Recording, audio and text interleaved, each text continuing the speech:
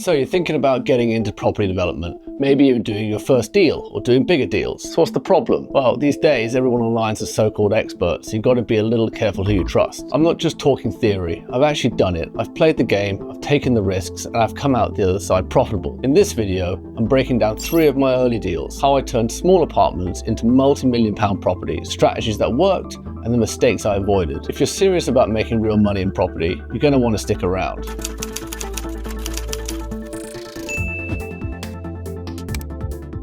It was around 2010 and I was renting a small apartment in Gloucester Avenue. The flat was pretty tired, the building was tired, everything was in pretty bad nick. I loved that little flat. After about a year or so of renting it, I managed to convince my landlord to sell me the apartment directly for £350,000. I'd say that was about 50k or so below market value, but he lived abroad and he was happy for the convenience of a direct sale to me. After I bought it, I roped in my neighbours, sharing the cost of fixing up communal parts and the outside of the building. I also tarted up the flat a little bit, nothing extreme, I just gave it a lick of paint and mainly furniture, to be honest with you. I sold that flat for £530,000. That 180k profit all comes from the clever acquisition, basically finding a way to go direct to seller and avoiding it being touted on the open market. Having made just under £200,000 profit, I was on the lookout for the next opportunity. I found a second floor apartment on King Henry's Road, right in the middle of the village. There were 4 flats in this building and they were all being sold by a charity who'd inherited the freehold. So I put in a pretty strong bid for the top floor flat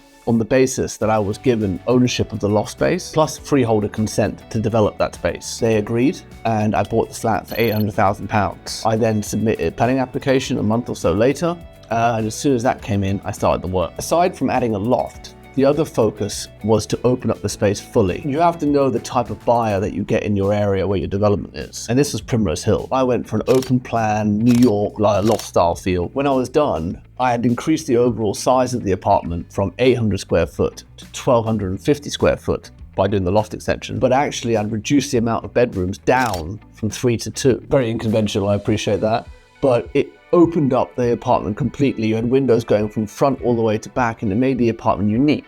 And you have to remember that scarcity creates value. I'd spent about £200,000 in that refurb, and the flat was now worth 1.3 million. I enjoyed living in that flat for a couple of years, and then I sold it. I netted another 250k of profit after costs. My plan then was to find another apartment with loft conversion potential, and I did on the very fancy Ellsworthy Road, which runs along the north side of Primrose Hill Park. I found an end of terrace second floor flat with an undeveloped loft. I agreed to buy it for 910k, but it was during the purchase process that I came across a big problem which turned into a big opportunity. Basically, there was a subsidence issue, and it was the fault of a big old beautiful tree in the front garden. It looked historical, and I searched around then to find a structural engineer who agreed with me. Because of the subsidence issue, typical high street mortgage lenders would not lend on the house. It turned out the estate agents knew it and the seller knew it. They'd clearly been trying to sell this apartment for a while before, but I knew that if I could get the report from the engineer saying the subsidence was historical, I could get specialist development finance on that basis, which I did. I went back to the seller and I reduced my offer from 910,000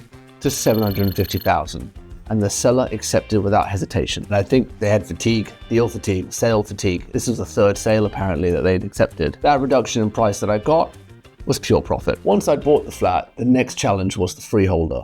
I needed to buy the loft space in order to be able to convert into it, and I also needed his permission to do it. This was not easy. The freeholders were a North London property family, notoriously difficult to negotiate with. I kind of bulldozed in saying the value is this, you should sell me the loft for this space, and he just didn't even answer. So I had to try a different approach. I once read that you should negotiate like a chameleon. Be very aware of your surroundings and tailor your negotiation style to a specific set of circumstances. The strategy I went with him was very different to the strategy I approached with my downstairs neighbor. It took about 6 months. It was pretty painstaking, but I got there. Once I had found the solutions to all those issues, and I dealt with the 38 planning objections I got for the loft conversion, I finalized the development finance with NatWest, and I got cracking on with the work. The works were done by the Better Home Company, and I worked with Cat Dial Interiors to make sure I got the interior design right. The results, they speak for themselves. That apartment was something special. I had it revalued and refinanced at 1.6 million. This meant that I'd crystallized a £550,000 profit after costs.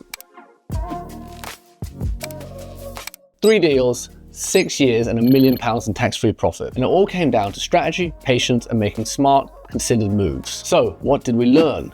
Acquisition is everything. Whether it's going direct to a seller or spotting a hidden opportunity, profit is made when you buy, not when you sell. The one part of a development that you cannot change is the price that you purchased at. Secondly, understanding your eventual buyer matters. I didn't just add space. I designed properties in ways that made them unique and desirable. It's not always about how many bedrooms you have or whatever.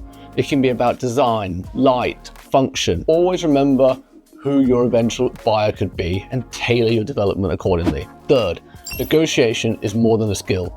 It's an art form that you must master. From freeholders to planners to committees to neighbors, knowing how to navigate people is just as important as knowing how to navigate the market. A successful negotiation is usually the only thing standing in your way to the outcome that you want. If you found this useful, let me know in the comments. And if you want more deep dives into the property world, hit subscribe. There's plenty more to come. And if you want even more insights into the deals that I'm doing at the moment, you'll find a description to the link to my newsletter.